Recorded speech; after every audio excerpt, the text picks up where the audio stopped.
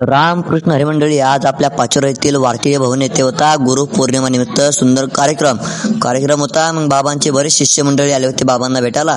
मग आपण केली भजनाला सुरुवात केली आणि आणखी बाबांचे बरेच शिष्य मंडळी येण्याचे बाकी होते, ते येतच होते. त्याच्यात तरुण मंडळी जास्त होती आणि त्याच्यातल्या त्यात आज महाराजांच्या हातून आणि तईंच्या हातून बरेच मंडळी माळकरी झाली आणि त्या सर्वांनी केला तईंचा आणि बाबांचा सत्कार करून झाला. आणि तेवढ्यात पाणी पडायला त्याची सुरुवात होऊन गेली.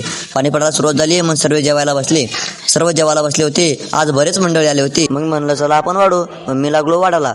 वाढून झालं तर इकडे येऊन बघतो तर हा सोनू डायरेक्ट बुगण्यात हात घालून खिचडी जात होता आणि त्याच्या त्यात तुषाराला लागलं होतं तिखट लागलं म्हणून तुषारने डायरेक्ट तोंडात ग्लास घातला होता. मग आपल्याला जायचं होतं गावात. आपण निघालो रस्त्याने निघालो. रस्त्याने तर खूपच जारा होता.